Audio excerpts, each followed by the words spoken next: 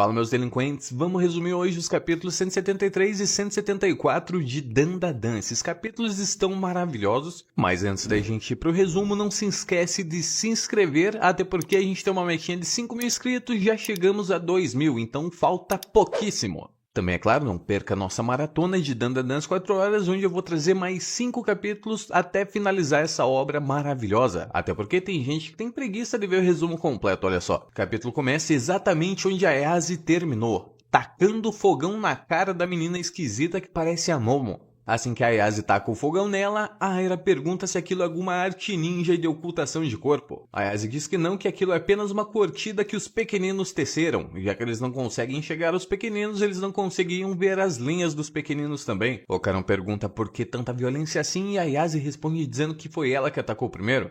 Rapidamente o fogo começa a se alastrar por toda aquela sala, mas a Ayase pensa rápido e utiliza seus poderes para pegar um extintor de incêndio. Ela lança o extintor de incêndio nas chamas e acaba apagando ele. Por fim, ela sai bicudando tudo que é pequenino que ela vê pela frente e diz que finalmente derrotou a princesa deles. E quer que eles rapidamente liberem todos os seus amigos. Os pequeninos com calma vão e tiram todas as costuras da mão de Ocaron. Finalmente Ocaron e Aira conseguem se mover novamente. Mas eles dizem que é um problema porque ainda não conseguem ver os seus inimigos e isso é completamente assustador. Pensa você, tem uma barata no seu quarto e você não enxerga ela. Só enxerga ela quando ela quer que você a enxergue. Isso é extremamente assustador. A Ayase aponta para os pequeninos enquanto eles balançam bandeirinhas brancas e ela diz que eles finalmente desistiram da luta. Ela se aproxima dos pequeninos para mandar aquele papo maravilhoso, mas eles se parecem muito com coxinha e isso aqui tá me dando fome. Ela pergunta aos pequeninos se eles se renderam mesmo e eles começam a falar em um idioma completamente diferente. Ela diz que não entende nada do que tá acontecendo ali. A Aira dá uma olhada em Ocaron, começa a analisar que o corpo dele mudou bastante e começa a tocar nos músculos do braço do nosso menino.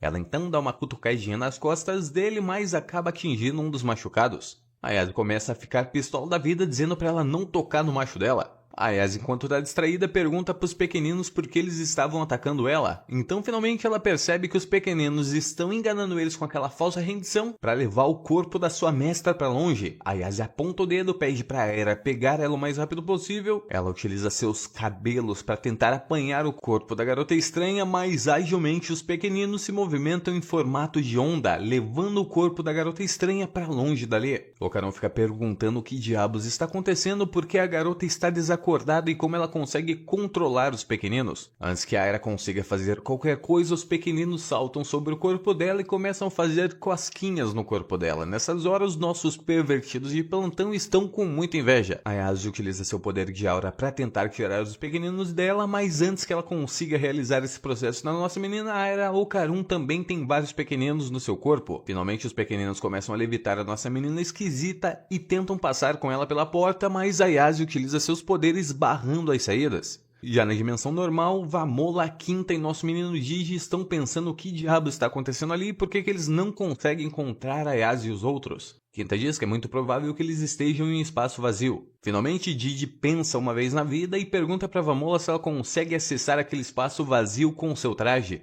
Já que da vez que ela se transformou, ela criou um espaço vazio. A Vamolinha, que é a personagem mais fofa desse anime, quero ver você me dizer ao contrário, utiliza seu traje e diz que vai entrar em modo camuflagem. Quando ela tenta esconder os seus batimentos cardíacos com esse poder, simplesmente tudo fica preto, então provavelmente é aquilo. Por fim, finalmente ela utiliza essa habilidade e ao olhar pra cima todos eles veem o corpo da garota esquisita pairando no ar. Antes que eles tenham qualquer reação, simplesmente Ocaron e Aira batem na cara do gordinho. Graças a Deus eu não suporto esse personagem. Gigi dá uma olhada pra Aira enquanto ela está sofrendo de cócegas e diz que ela está muito sexy. Por fim, Quinta diz que vai destruir todos os bonitões do mundo, tá aí o nosso novo vilão. Perseguição inicia mais uma vez e a Ayase continua correndo atrás dos pequeninos. Logo, a nossa nova formação de funcionários da Vovó Seiko começam a perseguir os pequeninos. A Ayase salta sobre a mão de Didi e pede para ele ir o mais rápido possível, que se ele não conseguir, ele que é um atleta, ninguém jamais conseguirá.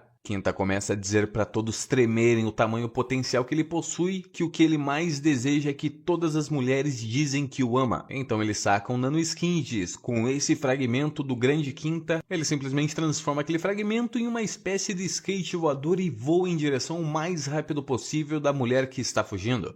Enquanto, é claro, ele diz para todos se apaixonarem por ele, porque ele é extremamente maravilhoso. Enquanto ele fala isso, é claro que ele imagina o rosto das nossas meninas, mas graças ao bom Deus, alguém entrou na frente dele atingindo o rosto dele com um bastãozinho.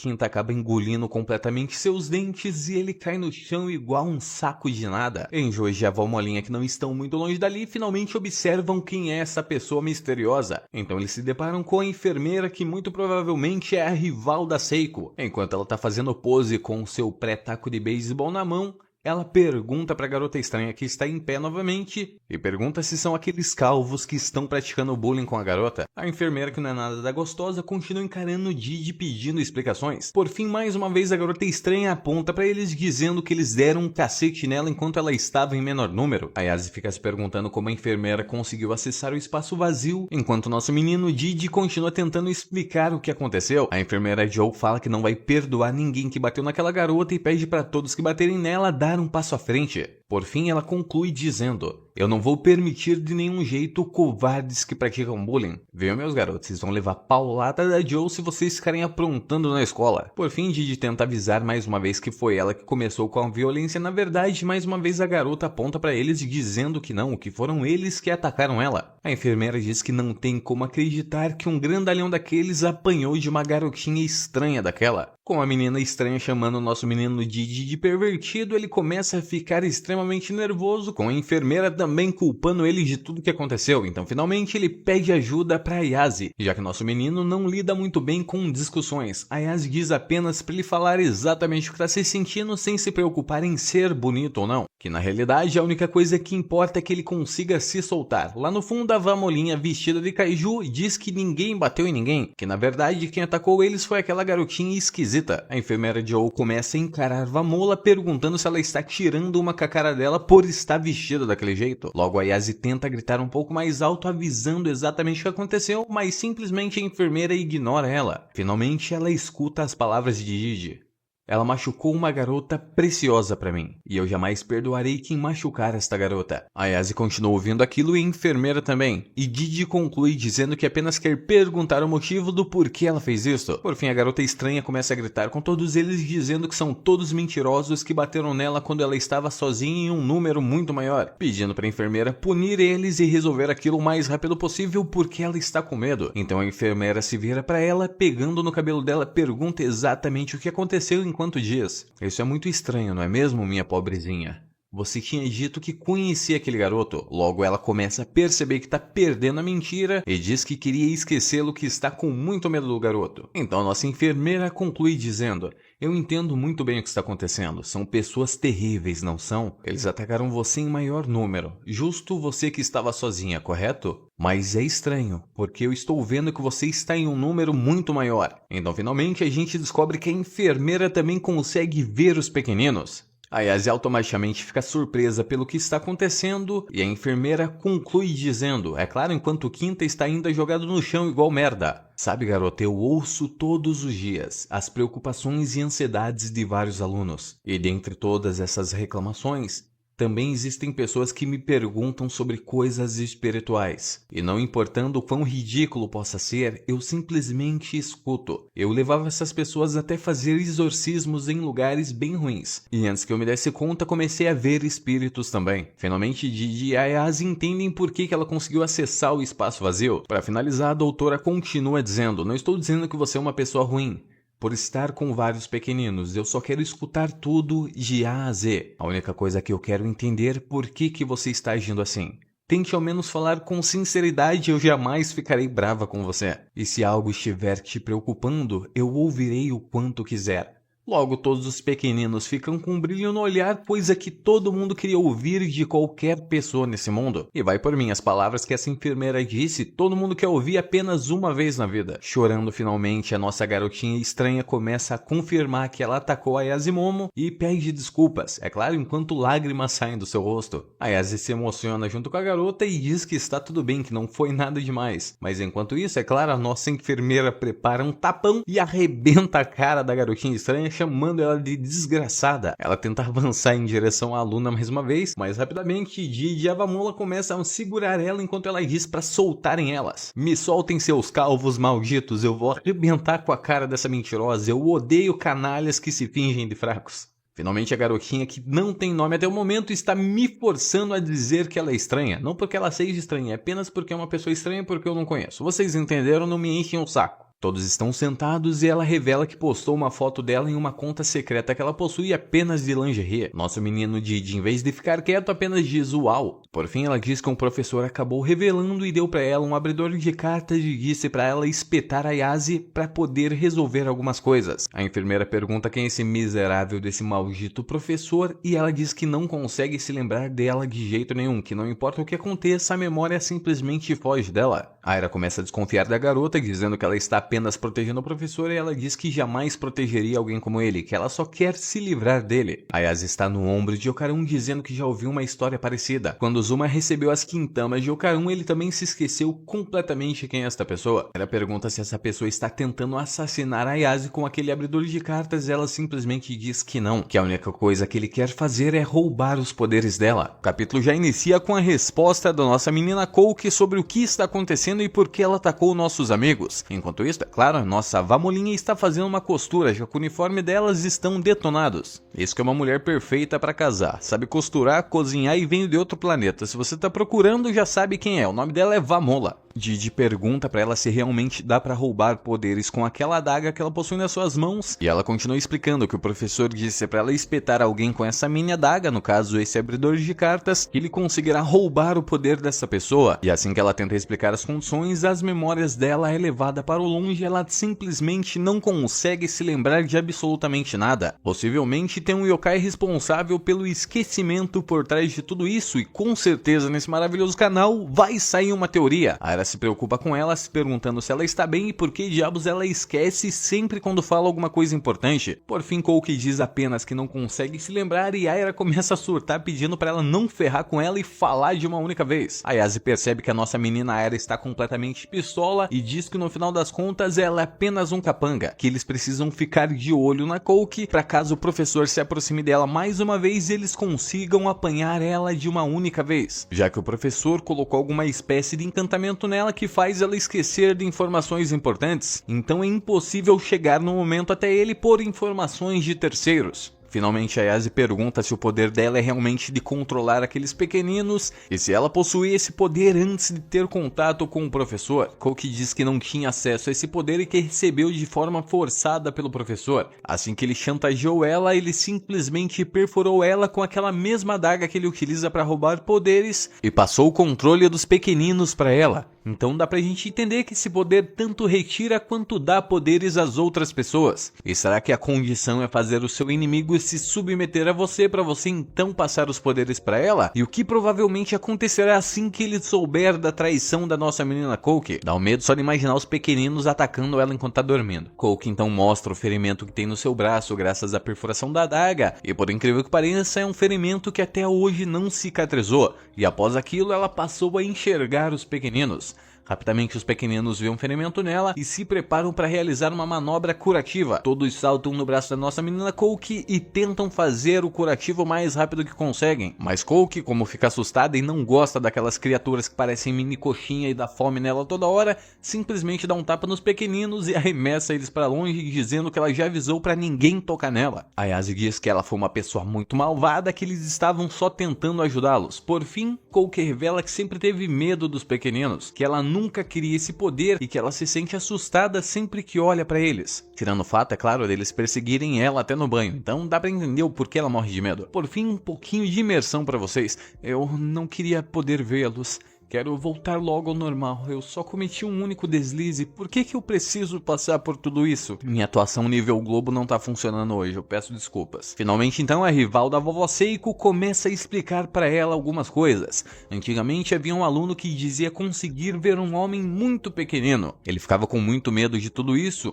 por isso falava que não queria mais conseguir vê-lo. E eu investiguei bastante sobre o assunto para ajudar esse aluno. E no folclore de uma certa região dá pra gente ver atrás a Torre de Babel. Olha só, revelações importantíssimas. Dizem que os pequeninos eram originalmente pessoas que foram expulsos da sua terra natal e se tornaram pessoas socialmente vulneráveis, esquecidas pelo mundo, obrigadas a se abrigar no subterrâneo, abaixo de todas as outras pessoas. E essas pessoas com o tempo foram desaparecendo silenciosamente no mundo. E ainda que não tenham memórias de quando eram humanos, parece que um sentimento ainda permanece forte dentro deles. O sentimento de querer que alguém reconheça a sua própria existência. E é por isso que assim que eles notam que alguém consegue os observar, eles se agrupam ao redor dessa pessoa e fazem várias coisas por ela. É tipo a sua namorada que é pequenininha e pega copo d'água pra você. Respeite o gnomo que você tem em casa. E finalmente a nossa rival da vovó Seiko, que é uma gosto, ela pergunta pra Kouki se ela já ouviu por aí que ver gnomos traz boa sorte. E revela que após o garoto se livrar do pequenino que perseguia ele, simplesmente ele fica procurando ele, já que após descobrir o que realmente ele era, simplesmente o gnomo desapareceu e faz muita falta para aquele aluno estranho. Enquanto isso, é claro, as minis coxinhas barbudas ficam encarando o Kouki dando um sorrisinho com os olhos brilhantes. Dá pra perceber que eles são meio gado da menina porque eles ficam repetindo mu. Vida é dura. Então ela se lembra de como era o passar dos seus dias e todos os momentos de solidão que ela possuía. Ela cruza a escola, vai até sua casa, onde a caralha da sua mãe dá atenção somente pra sua irmã, que ganha tudo. A irmã dela é extremamente foda. E chegando no seu quarto, ela simplesmente recebe um apoio dos pequeninos, dizendo pra ela aguentar forte, que não importa o que aconteça, eles estarão ali pra ela. Ela olha aquilo lá e se emociona. Finalmente a Yase então entra em conclusão, dizendo que aqueles pequeninos não nasceram no poder dela, então são pessoas do passado. A Kouki revela que foi isso que eles disseram pra ela em um momento, e a Yase, já com esperanças de voltar ao seu 1,62 m, fica toda animadinha e pergunta pra ela se ela consegue entender o que os pequeninos falam. Ela diz que entende um pouquinho assim do que eles dizem, e a Yase diz desesperada: então, pelo amor de Deus, pergunta pra eles se eles conhecem algum método de voltar ao normal. A gente tem uma breve sessão de mugidos e finalmente Kouki diz que não possui nenhuma forma, ao menos não que eles conhecem. A Yase cai no ombro do Okarun desolada por não conseguir voltar ao seu tamanho normal e finalmente a cena corta pra nossa menina Aira empunhando a adaga. Diz que está preocupada por esta questão, já que possui alguém correndo atrás dos poderes dele para transferir o poder de um para outro ou até mesmo roubar. Todos lá correm perigo. E não somente isso, isso quer dizer que eles podem ser atacados por uma nova invasão alienígena, já que não se sabe ao certo quem é a pessoa que está roubando os poderes. E a Aira alerta que o perigo que está acontecendo nisso, que desta vez foi um humano com poderes. O que mais aparecerá a seguir? A Aira, como a líder do grupo, finalmente ordena que todos se aproximem de Kouki e mantenham vigilância sobre ela, já que é muito provável o inimigo vai procurar ela para atacar todo mundo ou recuperar até mesmo o próprio poder que cedeu a ela. Ela encara muito bem Kouki por um certo tempo e diz: e também a gente pode te ajudar a apagar aquelas fotos vergonhosas de lingerie. Finalmente a Aira pergunta o nome dela e ela se apresenta dizendo que seu nome é Yukishiro Kouki. Rapidamente a Aira se lembra de uma pessoa no passado que facilmente venceu ela em uma batalha de tocadores de piano, que ela era um gênio na arte da música no seu período de juventude, mas que simplesmente parou de tocar piano após, claro, a Aira treinar por muito tempo e derrotá-la. A Aira conclui dizendo que após a derrota que sofreu para Kouki, ela se matou de tanto treinar para finalmente conseguir vencê-la, e que o trabalho duro consegue dar um pau e quem tem o talento original. Mentira, não existe isso, meu amigo. Quem tem talento sempre vai ser superior porque ele já nasce com talento, e pelo fato dele ter talento, ele continua praticando, então ele tem dois bônus. Para ser sincero, nessa questão de talento existe, simplesmente as pessoas gostam de uma coisa e ficam praticando elas por muito tempo. Então vai na tua que é sucesso, faça o que você quiser, seja igual a Barbie. E finalmente a Aira conclui, dizendo que acreditou no próprio talento que ela possuía. E após ter treinado muito, mesmo que ela tenha vencido apenas por sorte no começo, no final das contas ela percebeu que sem talento ela não poderia continuar subindo ao palco. Então, ela acabou desistindo de tocar piano também. Finalmente, as duas começam a discutir, se perguntando por que uma ou outra parou de tocar piano. A Aira simplesmente parou porque era chato demais, e Kouki parou porque foi derrotada pela nossa menina Aira. Enquanto, é claro, todos observam aquela cena ridícula. Finalmente, Okarun e os demais começam a observar os pequeninos como se fosse uma espécie de milagre. No final, Vamola e Rin finalizam a costura dos uniformes. Finalmente, a nossa querida vovó Seiko não vai ter que se matar de trabalhar para pagar o uniforme desses folgados miseráveis. Então a gente tem uma aproximação da tela pro nosso menino barrigudo Quinta Sakata e a doutora pergunta para ele se está tudo bem com o seu belo narizinho. Quinta Sakata está todo arrebentado na maca e diz apenas para ninguém se preocupar com ele. Com todo respeito, eu já estava querendo fazer o enterro do nosso menino Quinta Sakata. O capítulo começa exatamente aonde o 175 parou. No caso, a gente vê a nossa querida amiga Yuki com um vestidinho curto, olha só, já começou cedo essa maravilha. Enquanto a Ayase diz pra ela que tudo tá muito esquisito, a Aira continua brigando com ela, dizendo que ela está com a mesma cara medonha de sempre. E a Ayase explica pra ela que ela apenas teve que trocar de roupa porque a sua blusa sujou toda com o extintor. No caso, Yuki está utilizando as roupas da nossa menina Ayase, e como ela é maior que a Ayase, bom, o vestidinho ficou bem curto, por assim dizer. Quinta sacada utiliza uma nanoskin para transformar em uma presilha e entrega nas mãos da nossa menina Yuki. Ele explica pra ela que na primeira impressão dá a entender que aquilo é uma simples presilha, mas ao se aproximar ela percebe que aquilo na realidade é uma câmera. O que diabos esse gordinho pervertido está aprontando? Alguém, pelo amor de Deus, chame a polícia. Por favor, alguém só se livra do Sakata, eu não suporto mais esse personagem, já tá cometendo crimes de assédio, olha que vergonha. A gente tem uma breve vista da câmera, ela é uma câmera muito melhor que eu utilizo para gravar meus vídeos, olha só que maravilha. E finalmente a Ayase revela pra gente que aquilo não foi feito para ver ela enquanto ela toma banho, é claro. Que na realidade eles estão planejando uma forma de apanhar e descobrir quem é a pessoa na realidade que está tentando roubar o poder de cada um deles. Enquanto a Ayase diz isto, ela segura a adaga na sua mão. Ela explica pra nossa menina Yuki que em algum momento, provavelmente a pessoa vai voltar atrás dos poderes de Yuki ou pegar relatórios sobre o que aconteceu na batalha contra Ayase e os demais. Já que esse item é muito importante, em algum momento ou outro ele vai tentar reaver ele. Enquanto eles falam alguma coisa importante, nosso amigo Didi se aproxima de Sakata e pergunta o que aconteceu com o rosto dele, já que da última vez que ele observou o rosto do nosso gorducho Sakata, ele tinha sido amassado pelo pau da enfermeira, lá ele 10 bilhões e 35 mil vezes. E ele passa uma informação até que muito relevante pra gente. Ele realmente achou que o rosto dele tinha afundado, mas por incrível que pareça, nada aconteceu. Assim que a enfermeira Joe tocou nele, as dores dele foram diminuindo. Será que ela não é uma aliada do Saint-Germain? Pensa comigo, ela realmente saiu dando porrada em todo mundo e ninguém sequer reclamou de dor. Eu recomendo que vocês fiquem atentos nela nos próximos capítulos para verificar se tem alguma marca de corte no seu corpo. E é apenas por isso, não é para você ficar olhando as curvas da nossa bela enfermeira. A Ayase continua vendo que eles não estão prestando atenção na desgraça que ela está explicando do plano e repassa mais uma vez, dizendo que todos lá estão proibidos de entrar em contato qualquer com a Yukishiro, no caso a nossa menininha Yuki, até que o misterioso homem que está tentando roubar os poderes dele apareçam de vez. Finalmente então, a Ayase percebe que o Okarun está muito quieto e pergunta por que ele está tão para baixo assim. Enquanto nossos meninos se afastam de lá, Okarun diz da seguinte forma: encontramos homenzinhos, mas infelizmente não conseguimos encontrar uma forma de fazer você voltar ao normal, Ayase. Então eu só te peço desculpa por ser um inútil. Desde que eu perdi os poderes da Vovó Turbo, eu já não consigo fazer mais nada. E a única coisa que eu quero é ficar mais forte. Ayase diz que ele está maluco, já que ele foi incrível desde o começo da luta. Nosso menino, como está depressivo, diz: nem um pouco, no final das contas eu sempre acabo dependendo de você. Mesmo, é claro, eu sempre dizendo que vou protegê-la. Nossa menina Ayase diz que tem uma ideia e vai pedir para a Vovó Seiko finalmente treinar o nosso menino Okarun. Então finalmente a gente vai ter um arco de treinamento que com certeza, escute o que eu tô falando pra vocês, vai deixar nosso menino Okarun extremamente poderoso e ele vai quebrar aquela limitação de utilização no poder da Vovó Turbo na sua velocidade máxima em mais de 2 vezes. Será que assim que ele recuperar os poderes da Vovó Turbo, ele vai conseguir utilizar os poderes dela no máximo? Ou até mesmo vai conseguir controlar os poderes do Deus Raijin? Pra quem não viu, é claro, nossa teoria da bola direita e da bola esquerda. Finalmente a cena corta de lá para um restaurante não muito distante. A gente percebe que tem muita comida, enquanto, é claro, Seiko Ayase está se alimentando. Enquanto ela come, ela comenta: você ficou muito mais sombrio do que da última vez que eu vi você. A gente percebe então que tem 2 homens comendo junto a ela, mais 2 personagens para essa série maravilhosa. Finalmente o homem mais estranho deles e com olheiras diz da seguinte forma: é o que sempre dizem para mim.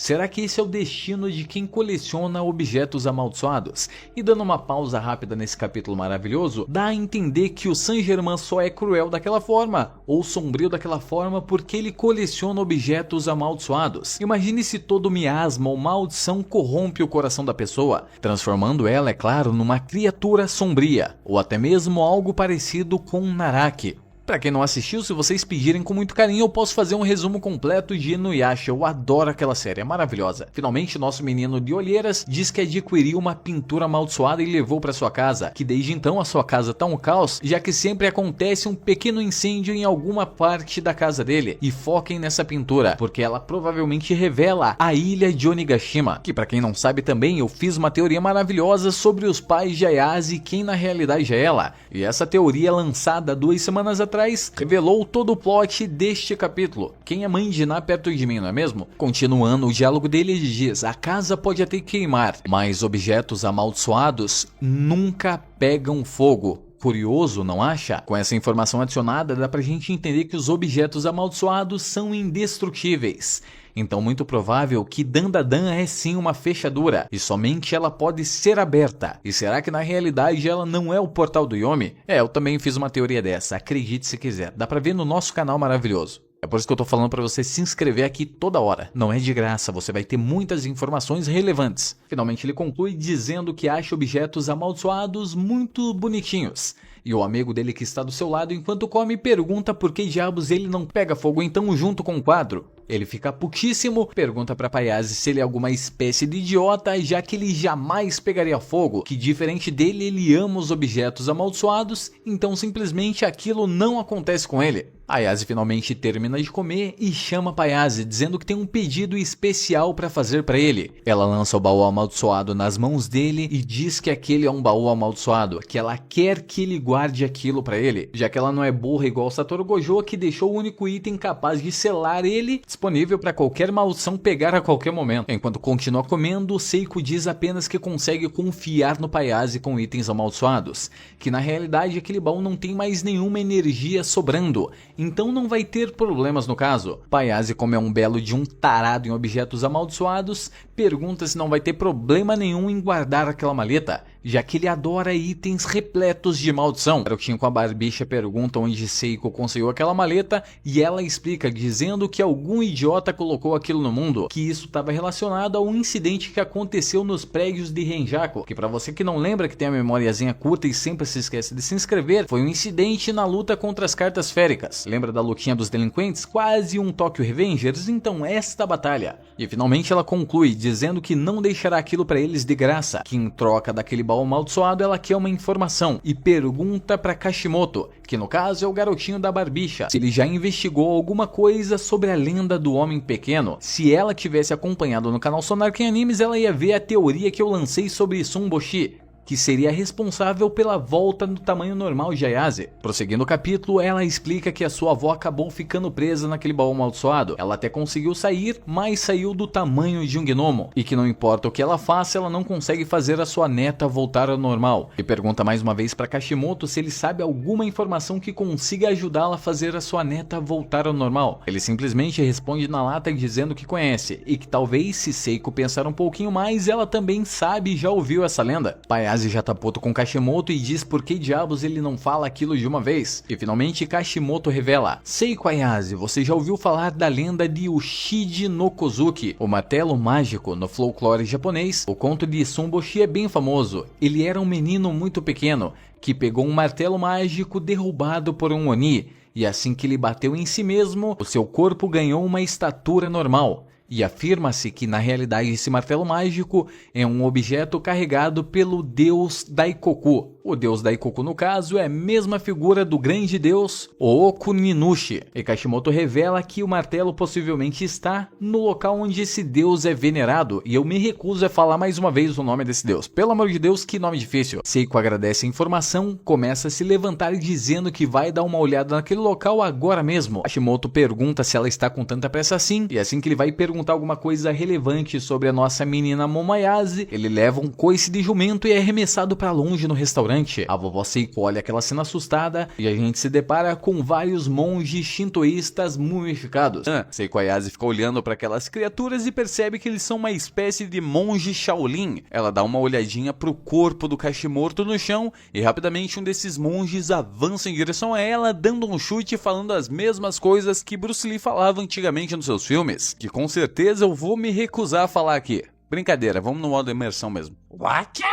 Repito que eu jamais farei isso mais uma vez. Seiko Ayase acaba defendendo os chutes e uma alta habilidade em luta corpo a corpo. Ela desvia todas as tentativas de acesso do nosso monge Shaolin em tentar atacá-la. Ele avança com um soco pela direita, ela desvia parecendo que luta um Inshu e acaba acertando o seu cotovelo, bem aonde põe as pessoas para dormir, e arremessa ele para longe em direção aos outros monges com um coice de jumento. Logo então ela tá cercada e diz: vem pra dentro, seus lixos. E aí começa a sessão de espancamento da terceira idade, onde eles tentam avançar gritando ai, mas bom, como ele sentiu dor antes do tempo, Seiko Ayase simplesmente se agarra, pega um ar-condicionado, um exaustor que está no meio da cozinha e manda ele calar a boca que nem machucou ainda para doer, e arremessa o exaustor na cara do monge Shaolin, fazendo ele entrar dentro da pia com tudo. Um dos monges Shaolin se aproxima lentamente em direção de Ayase e utiliza seu poder Garra do Tigre Manco, mas rapidamente nossa menina Seiko se abaixa, utiliza seu saltinho da Prada, que foi $775,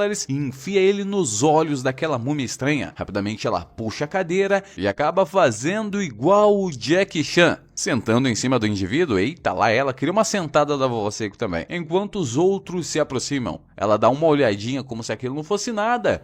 E bom, Nessie, ela pega seu taco de beisebol e dá uma paulada arremessando todo mundo pra longe. Eu só fico com dó, é claro, do dono desse restaurante, porque eles estão quebrando tudo. A vovó Seiko fica um pouco compadecida com o que acabou de acontecer, já que é ela que está quebrando o restaurante, e decide pegar a sua bolsa para ajudar no pagamento. Mas esses monges Shaolin, além de safados, eles são ladrões também. Eles tentam apanhar a bolsa da nossa vovó Seiko e bom, ela diz apenas para ele não ser idiota e mete a bica na cara dele. Rapidamente então ela pega na sua bolsinha, enquanto desvia de alguns ataques, algumas doses de água benta e uma xícara de chá com o símbolo de crucifixo na mão, e diz que vai começar o exorcismo, que aquele é claro o método mais simples de fazer uma purificação. Eu acho que ela aprendeu isso com a sua mamãe enquanto ainda estava viva, mas nem tudo é tão simples assim. Uma criatura negra se aproxima lentamente da nossa vovó Seiko. Ela é arremessada com força para longe e todo mundo, sem entender nada, olha espantado, enquanto é claro os nossos meninos monges Shaolins, após a sessão de filmes de Bruce Lee dos anos 80, 70, estão jogados no chão,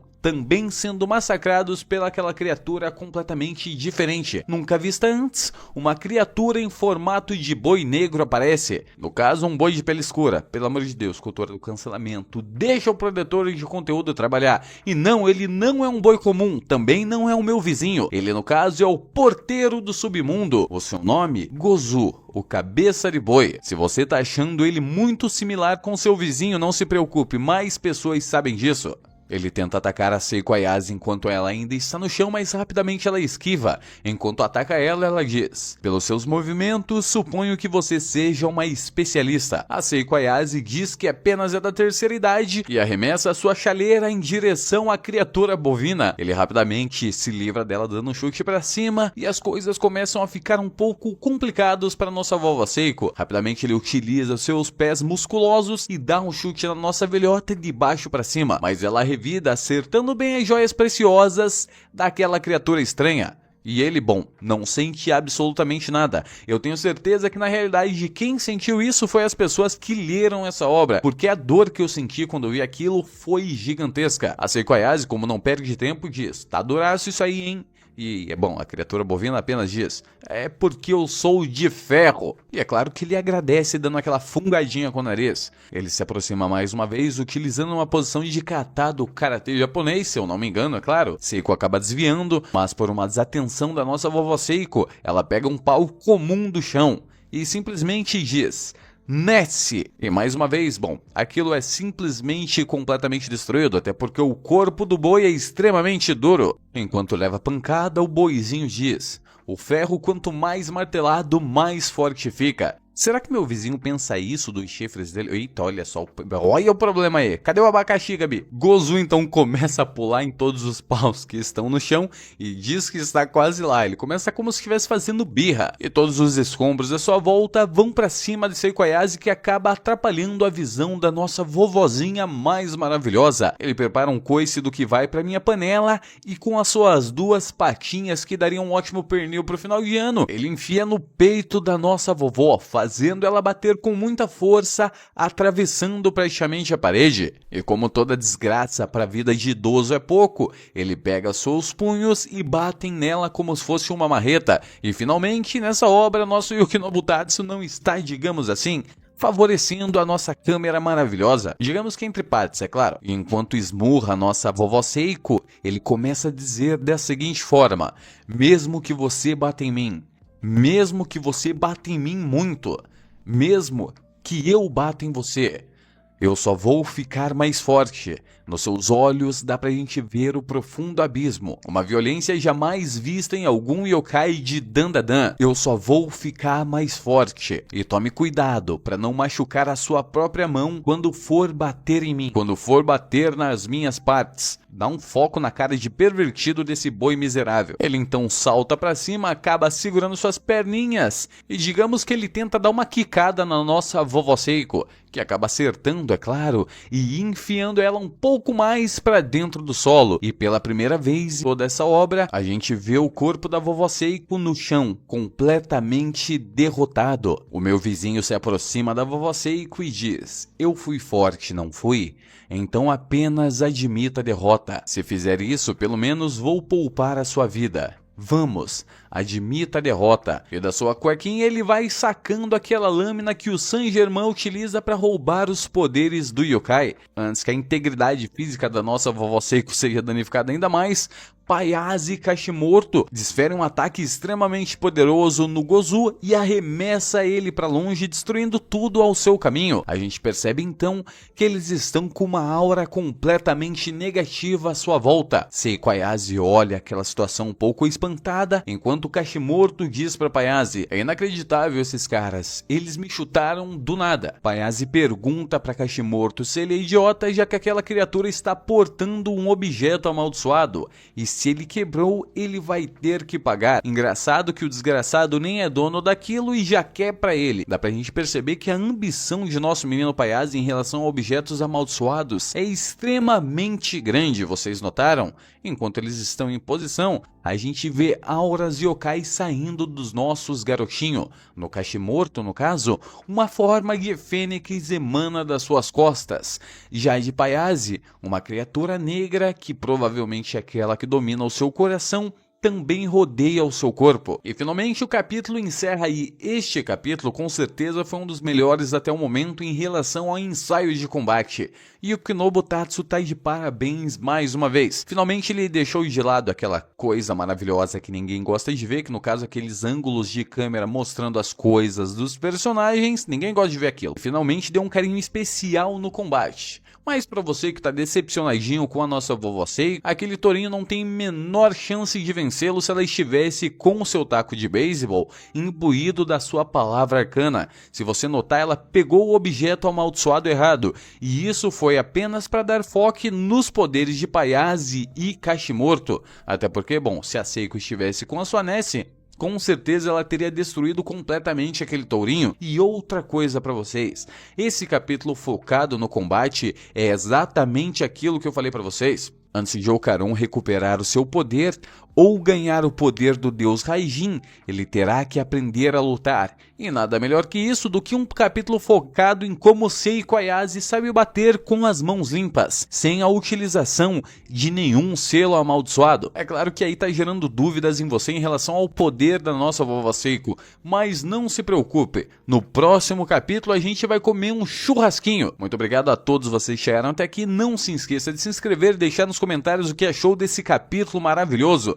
Também acompanhe as nossas outras obras porque é extremamente importante. Não vamos deixar esse canal maravilhoso morrer, ou com certeza eu estarei atrás da sua porta esperando você dormir com o tesourão. No mais é isso, Sonar quem diz. Eu sei que você sabe, meu vizinho. Tchau!